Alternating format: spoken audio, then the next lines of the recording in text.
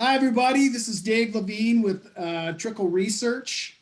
Today we have Kevin Bloom. Kevin is the founder and CEO of a company that has a product, a company called If You Can. The company has a product called NotifyMe that they're just kind of at the front end of a commercial launch to. I've provided some, a company profile that looks a lot like my typical public company research. Again, this is a private company, but it looks a lot like that research. And the company, first of all, the company came and was presented virtually at our November conference, and then we created the profile kind of around that presentation a little bit.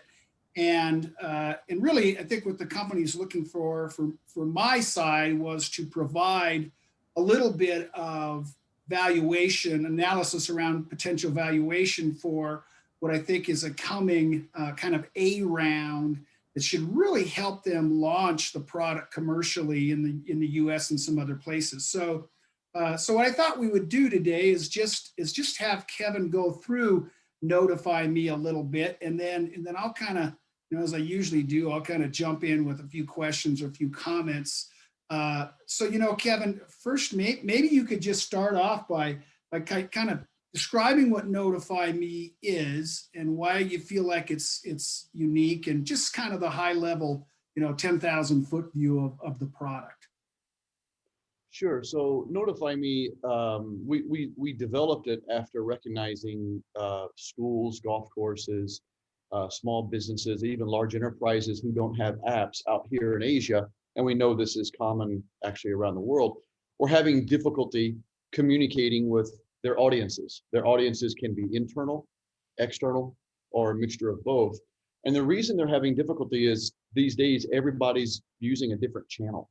Some internal communications are on Slack, external communications are on email, social media, SMS, paper delivery like home from school, or paper attached in an apartment building in the lift in the front or at the swimming pool. And to complicate matters more, a typical metropolitan area has 100 spoken languages, 100 native languages. For example, Los Angeles has 183 languages natively spoken at home.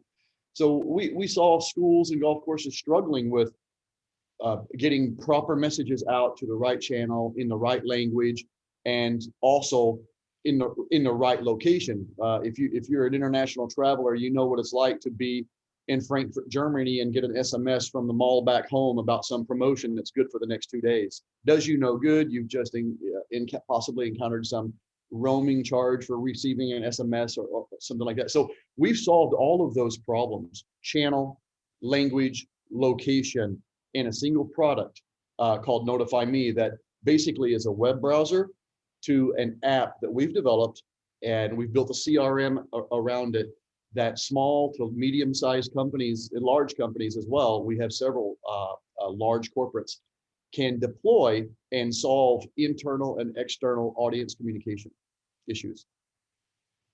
So, Kevin, can you kind of just back up a little bit? I want to touch just a little bit more on the history. I'm kind of big on that because I follow a lot of early stage companies, and I always feel like kind of the recognition of the problem, I guess, if you will, especially in some of these technology stories, the recognition of the problem tells you a lot about maybe why there's an opportunity for this. And I covered it a little bit. You kind of go through some of the things that you created prior to Notify Me that sort of were maybe the genesis of this. Yeah, sure. So we have a lot of tech that we've built for ourselves and for clients, whether it's a child monitoring app, an Android backup app, a logistics tracking, driver behavior gamification app for a very large electronics and a logistics company out of Japan, or a mall automation app using proximity beacons like these that I'll talk about a little bit later, that basically automates and provides communication and translation and retail experiences for a mall. A typical large mall out here is $1 billion. They don't know anything. The owner operator knows nothing about the people coming in and out of the mall. They know the tenants. They don't know the shoppers.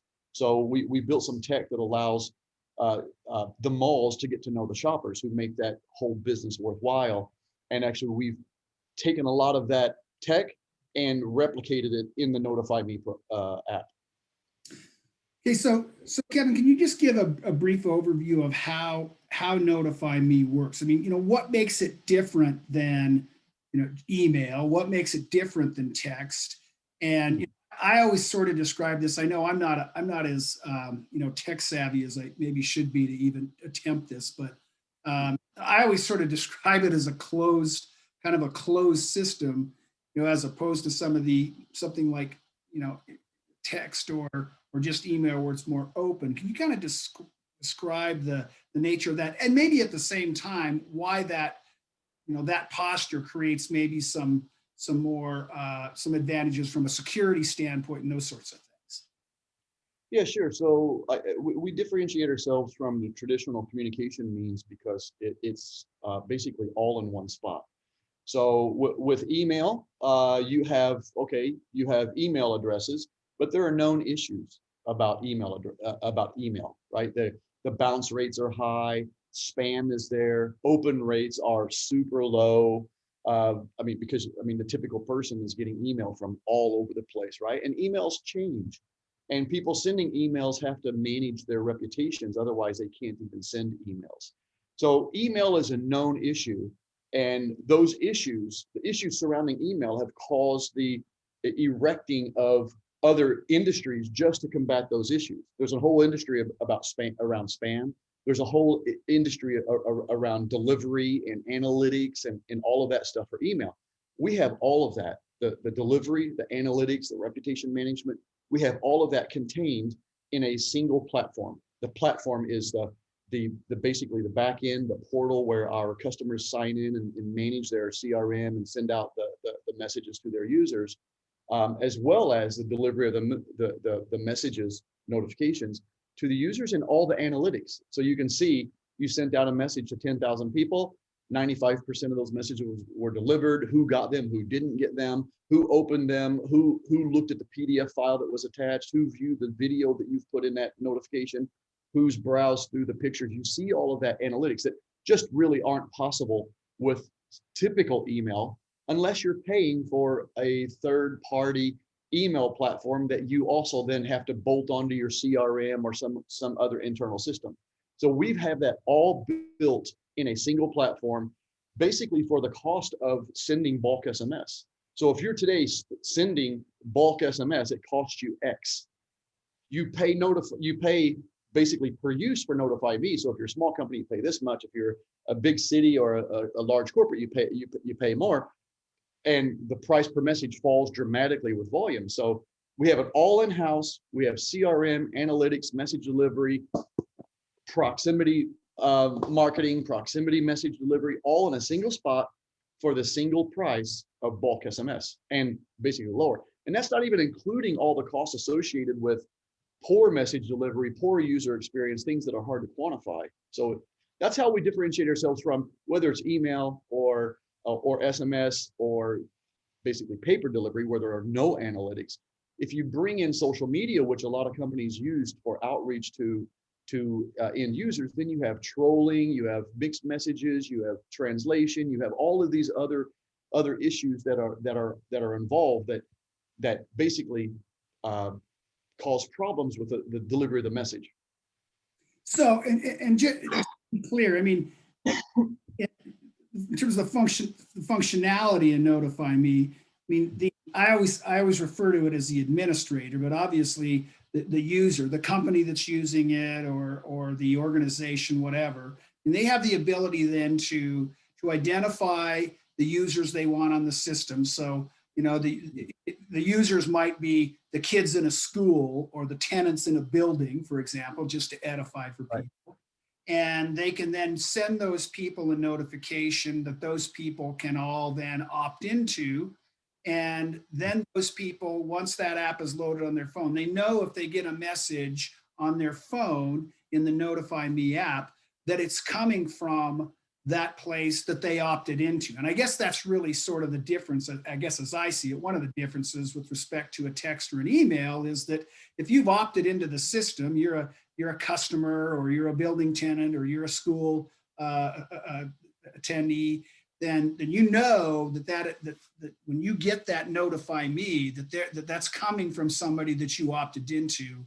And that's why the system is really, I refer to it as closed, but it really sort of eliminates that idea of, people getting a text or people getting an email and it being buried under, that's relevant to them, that they actually want to read, that's buried under 20 emails that happen subsequently. So I guess that's kind of the advantage. Yeah, very astute. I'm happy to bring this up. Yeah. So in Notify Me, there are no publicly known endpoints. When a publicly known endpoint is like an email address or a Twitter handle or a phone number, right? And all of those things can change. But the problem with those is even, you're checking out at Best Buy, they ask you to enter your phone number so you can join some program. They go sell that, maybe not Best Buy, but most of these companies who are collecting this data are selling this data. That's why you get messages and email from people you don't know. And getting off those lists is virtually impossible because you get off one list, someone's replicated that list and sold it to someone new. It's really, really hard to get out of that spam loop. In Notify Me, it's an unspammable system because you've subscribed as a phone user, as an app user, you subscribe to this place. And if they break that trust agreement, you can either unsubscribe from that place, completely stops that flow of incoming messages from these people, or if they're something I didn't tell you about earlier is we have multiple notification types: events, vouchers, general notifications, polls, stuff like that, right? And if you're getting an onslaught of a particular notification type from a specific place, but they're well behaved on the other notification types, you can unsubscribe from that one notification type, that offending one. Maybe you're getting too many coupons or vouchers or whatever, right? You basically break that link. They can no longer send you those. So Yeah. it's critical that, yeah. And you mentioned a closed. Yes, we are closed, but we are also omni-channel. So you can actually, if you want, create publicly shareable notifications and send those out on social media or whatever. Then these are notifications that have been sent to the Notify Me app, which then users, if the place has marked them as publicly shareable, because let's face it, all events and things like this aren't shareable. Some things are better left into a closed system, board of director notes or whatever that you've sent out with a PDF attachment. So we leave that up to the place to say what's shareable and what's not shareable. If it's not shareable, then the person who wants to share it outside of the guidelines of the place, they'll have to screenshot it and put it out. But we make it publicly shareable at the option of the place. Yeah, and it's also really functional on the user side, on the administrator or the company that's using it. For instance, I think in the report I used an example of, if you're a school using it, then obviously the school has the ability to decide who can send notifications to which groups. So, if you're a school, you can allow the football coach to send notifications to everyone on the football team only, but not necessarily the people who are on the basketball team or the chess team or whatever. So it's highly functional on both sides, and it solves a lot of the problems that, typical communications, things that we're all used to, whether it's email. I say we're used to, and some of the functionality of it that we hate, Yes. email and text and so on and so forth. And you mentioned, you touched on a little bit pricing, but one of the things that really intrigues me about this is that with all that functionality, I sort of look at it and go, for smaller organizations, I mean, it's more than affordable. I mean, with my group here and just a little bit of communication that I have with my subscribers and people, I think that you have this priced in a way that's probably cheaper than most of the applications that I buy to even just host my site and do some of those kind of things. So can you talk a little bit about price point and just affordability? Because I think it's really topical to the store, to the value proposition. Yeah, sure. So let's say you're a small company and you want some of our features. We have a free tier. So if you don't want to do any audience segmentation, creating groups or having teammates that you can then assign to those groups, we have a free tier. You still have the CRM capability. You still have the ability to send messages and translation. You just can't attach multimedia because we have a big cost with storing all of the multimedia in our cloud. you can still use it at the free tier, and you're limited to, I think, maybe 12,000 messages a year. So if you're a super tiny company and you don't need to do any segmentation, it's totally free to you. If you want to do segmentation and you want to have teammates and assign teammates to particular groups and send multimedia and all of that, our price point, again, at the pay-as-you-go month by month, is $25. So $25 a month, you get, I think the number is 3,000 messages a month to deliver to your folks, and you get everything. There's no difference at that point in our $25 a month plan or our plan for something like New York City, let's say, right, or a large school district. All the features and functions are the same. The only difference is price per message, and we fall drastically in terms of volume. So if you're that small tier, your price point is very small in terms of your monthly fee of $25, but your price per message is at the highest at that point, right? Because we do volume pricing. And I think I'm pretty sure the price is 1 cent per delivered message. Roll forward, we have 9 pricing tiers, from the smallest to the very largest enterprises. 7 million messages a year will cost $27,000. You can do the math. 7 million or $27,000 divided by 7 million is something like 0.003 cents per message. So it falls really far, and that puts us well below the bulk SMS pricing. But the features and function you get on top, above and beyond bulk SMS features and functions, is not even comparable at that point. Okay, so just to be clear, for people watching, I mean, obviously, one of the company's goals in having me help with with some of the valuations, some of the things that I've done, is that they're obviously entering the point where they're going to they're just really beginning to enter the commercialization phase of it, which is always, marketing's expensive. So obviously they're just finishing up a friends and family round, and they're entering into kind of a bigger A round. And obviously, I think the threshold there is somewhere around $10 million, but I think that's kind of a number that they feel like they need to sort of launch this, in earnest commercially. And my belief, and I think, again, I would encourage people to go over the research that I've written and sort of the valuation analysis. But I just want to be, just so people are aware, the company has actually launched this product in Thailand, and they've been doing that over the past year. So it's not, so they have customers, they have people who've been using the product, and obviously now they're trying to transition into the commercialization in the United States. So Kevin, can you talk a little bit about the customers you have? It's kind of the diversity of those customers, because I think they're pretty diverse. You some big ones, some small ones, and then also maybe how that's going to translate, you think, into your marketing efforts in the United States, and maybe on the back end kind of cover that process a little bit. Yeah, sure. Our very first customer was the very top end golf course here in Thailand, a golf course called Amata Spring Country Club, a venue of some international golfing tournaments. They used it because they have a very diverse member and guest audience.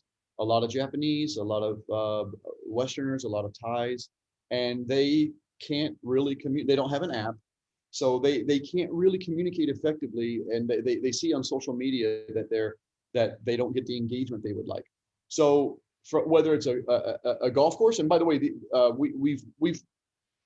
these aren't like free customers. These are people who are paying us. We have golf courses, we have large corporations, and not just in Thailand. We have actually customers in America. We're onboarding a suburb of Chicago now. We've got co-ops in America who've signed up for Notify Me. We have top golf courses in Singapore and Hong Kong who are using it. We have 7 international schools. One just onboarded recently, and immediately they've got 15 groups and a large set of team members. So whether it's a small coffee shop in our office building, or our office management building, or a large brewery, possibly Thailand's largest brewery, cities, Luang Prabang, Vientiane, Laos, we just shipped them a bunch of beacons because they're going to wire up the cities with proximity messaging. So we have a real broad apartment buildings, I mean, you name it, right? Restaurants, apartment buildings, and these are people who are actually using our beacons as well.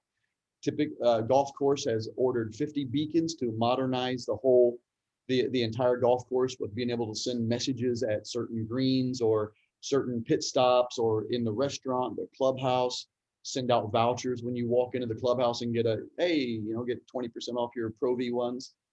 So we have a real broad mix of small to large across the entire industrial spectrum. Okay, so that said, can you talk a little bit about sort of what your marketing approach is going to be in the U.S. in terms of, obviously I think there's going to, the research we talked a little bit, quite a lot about things like cost of customer acquisition costs, and we've sort of driven our valuations based on kind of the raise that we think that you're capable, that you can do. But can you talk a little bit about how you're going to utilize social media and some of those things to engage that marketing, especially in the U.S. And I just want to segue a minute when I say that.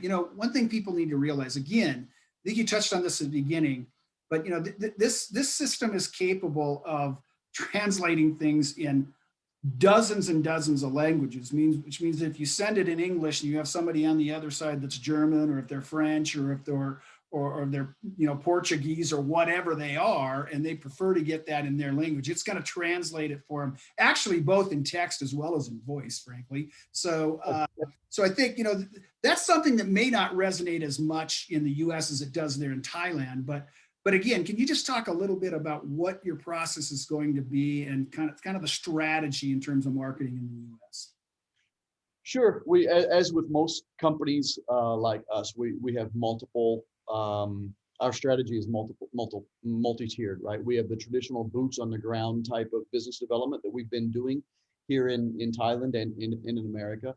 We've been doing some A/B testing on the message that we send out on social media. We've been doing the email click funnel A/B testing as well. We curated 10,000 school email addresses around the USA, and we think that's how we actually landed some of these cities who are signing up because there's a crossover between school administrators and city administrators. Sometimes the same guy is doing both jobs, right? But one of the things that we think is quite revolutionary that we're doing in terms of the onboarding is we built our own internal lead generation tool where we can basically go into, let's say, Boston and say Japanese restaurants, and we build automatically profiles and landing pages similar to what Yelp has done, and we have marketing messages ready to go to these people. We build audiences for them, we drive subscribers to them. And this is a restaurant who might not even have a digital marketing strategy. They got a website or a Facebook page, but they do nothing else. So we build a completely new set automatically of digital marketing assets, and we're the app for these people. So whether it's social media or email marketing, traditional boots on the ground, or again, what I'm calling a quite revolutionary business development lead generation tool was our place curation. We can essentially curate the entire world, get verifiable, contactable email addresses from these people. And the astute person is going to say, hey, wait a minute, you think email is bad. I think email is bad, social media is bad, SMS is bad for B2C communications. What I don't think is that bad is B2B. And in fact, that's the reason email was built. It's B2B. It's not a B2C tool, but a lot of retail outlets are using email as B2C. So I think I painted a very broad brush of what we're doing in terms of our marketing. And we know our cost of customer acquisition from small to large. And we've modeled, I think you've seen our model, we've modeled what if we focus this much on marketing to the SMB market versus the large corporates, what that means in terms of our revenue and our onboarding number of paying customers and ultimately our valuation. So we know this, I think, quite well. Touching on I want to clarify the translation part. You mentioned you can write it in English and it lands on your a phone in German. You can also write it in Korean and it lands on the phone in Ethiopian or whatever. It doesn't matter. And it's not just dozens. It's 130 languages that we support. because we support 3 translation engines, and we use scoring. We use translation scoring from our end users to determine which language pair gets which translation engine. So if we've done German to Japanese and it gets a low score from, let's say, Amazon Translate, and we have other data that says German to Japanese gets a higher score with like Microsoft Cognitive Services or Google Translate, we will direct that new language, that next message in that language pair to the other translation engine. So we pride ourselves in the quality of our translation because we don't want the message to get lost in translation. You touched on, and by the way, we know what language every subscriber wants, because when you install NotifyMe app on your phone, we detect your language setting on your phone. We read the locale metadata, and we know you want English. Let's say we know our Japanese customers at Amata Spring Country Club, they want Japanese because their phone is set to Japanese, and we automatically deliver the message in that language. But you can always override it. No, yes, my phone's in Japanese, but I can read English, so I want it in English. Text to speech, same thing. Whatever your translation language is, you get the ability to play that message in your native, what we call your comfort language. So, yeah, I mean, and there again, that's a lot of functionality for something that, you might be paying $30 a month. $25 a month. Yeah, exactly. But I want to touch on just really briefly on customer acquisition costs, because I want to make it clear to people, one of the things that attracted me to the story was, I think your market is literally, millions of customers, because it is functional to really small organizations all the way to really, really big organizations. And, obviously your customer acquisition costs, in there are going to be different. I mean, obviously the customer, to acquire a big customer is going to be a lot more expensive than a small customer. But, one of the things I do want to point out to people, since what we're really talking about here is an investment, I think, ultimately, and valuation and all those things. And one of the things that struck me is that I really believe you've built something, because part of the equation in evaluating companies like yours is, customer acquisition, the cost of acquisition. It drives a lot of the modeling, and it drives a lot of the the assessments. But one of the other elements to that is sort of the lifetime value of that customer once you get them. And obviously a customer that sticks around for a longer period of time is worth more to you, even if you paid more to acquire them than somebody who sticks around for a shorter period of time. And I really view the platform as being particularly sticky. I mean, I feel like the functionality is one of those things that if you can get businesses or organizations to use it, and they can in turn get their members or their constituents to use it, it's going to become really sticky. And I think that it's that the product's going to have a lot of very long legs in terms of customer usage over time. Yeah, so you're right. So the interesting thing about us is that we're different than, I mean, what separates us from let's say a similar company who provides some type of proximity marketing or CRM hook for large corporates like Starbucks is that those let's say competitors, similar companies, they're going after companies with apps and embed their technology in those apps via an SDK. Okay, there's a certain cost of acquisition, but the revenue per each one of those large corporates is much higher, just like the sales cycle is much longer. And those corporates will also stick around with you, right? There's a very, very, very high renewal rate when you have a deal between a SaaS platform and, let's say, a large corporate. You've gone through the procurement process and you've built your business processes around it. So you're going to stick with that platform for a while, right? Whereas if you're a small donut shop, right? Well, I don't know what the metrics are of what percentage of small businesses fail, but it's quite high, right? So that's why that's one of the reasons you get low renewal rates for the small to medium-sized businesses, because they fail. I mean, COVID wiped out 1/3 of small businesses in America, at least temporarily, if not permanently, right? So that whole landscape has changed. So our cost of acquisition for the small to medium-sized market is about a year's worth of revenue, a little over a year's worth of revenue.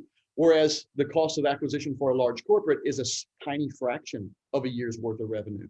But the mix is interesting because you get, let's say, higher turnover at the small end, you get a 25% attrition rate at the small to medium-sized company end, and you get a 3% or less at the big. So We view all of them as our customers. Any company without an app, even companies with apps, little trickier, but all companies without their own apps who are struggling to communicate with their audiences, whether internal or external, we view as prospects. Just like the largest corporates or the big cities, some cities don't have apps. Most cities don't have their own app, right? They rely on other technologies. We view all of them as prospective customers for us. And they all have their own renewal rates and their own cost of acquisition and whatnot. So, and we've modeled that very, very well. I think you've seen our model of the valuation is largely built around that. So we know it. We've studied it.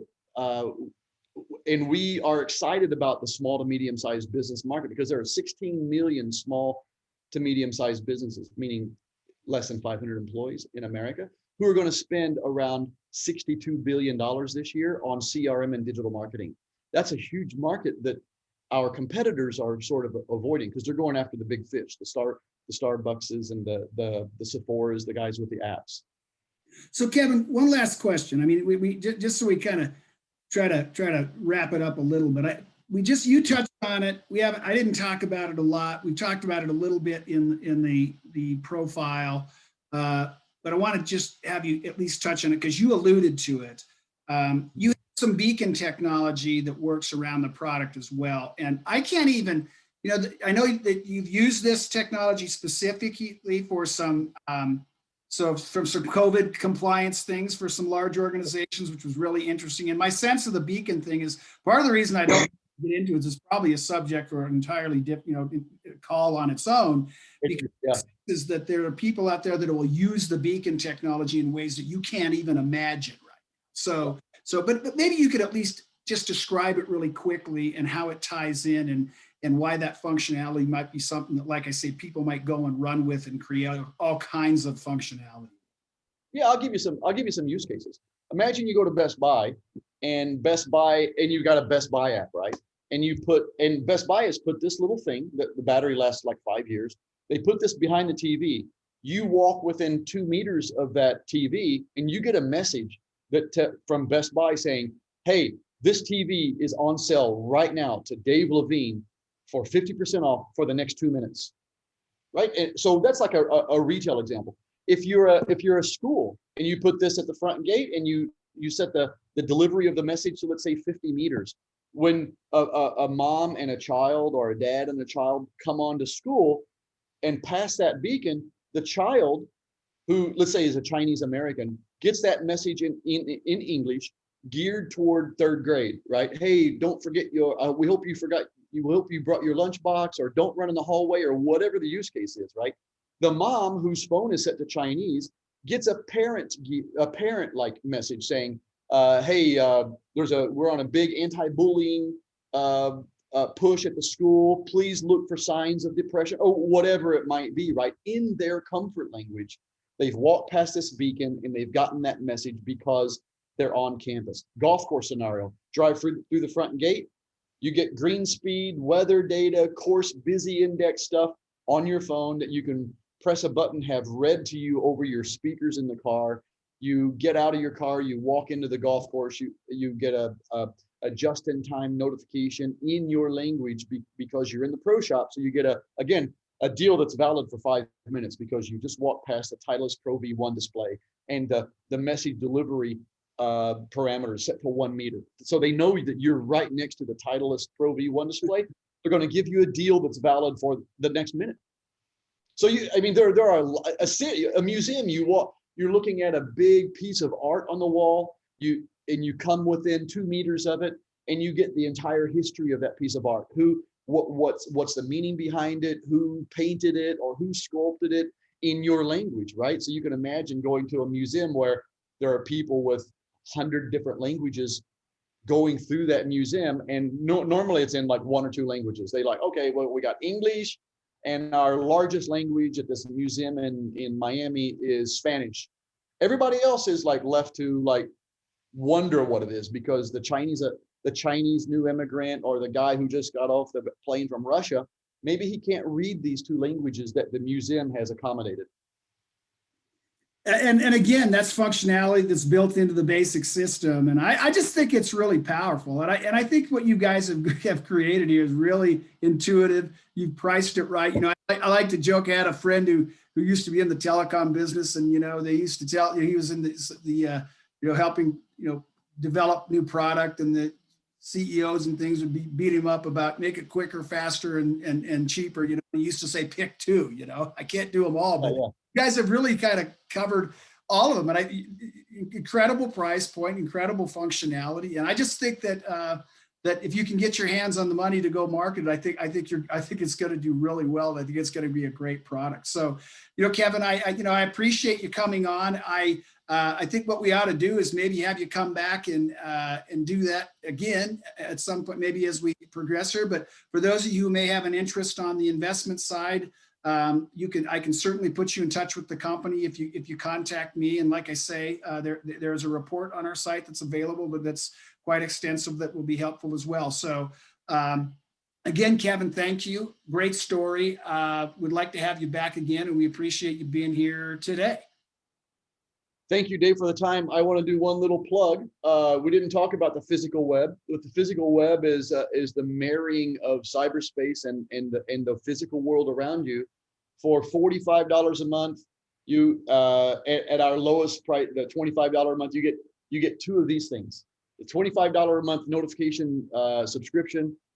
For another $20 a month, you get 2 proximity beacons. So you can, as a small coffee shop or a small retail outlet, small restaurant, you can play with the big boys who have their own apps. We are the app for the small businesses, and we invite you to come and try our physical web starter pack.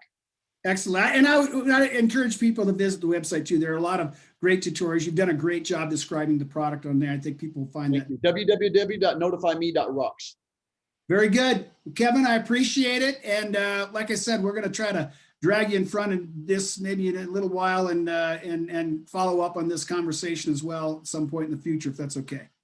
Love to. Let's do it, a dedicated video on beacons and proximity marketing. Good deal. Kevin, right. Thank you. I appreciate it. Thanks, Dave. Cheers. Bye-bye.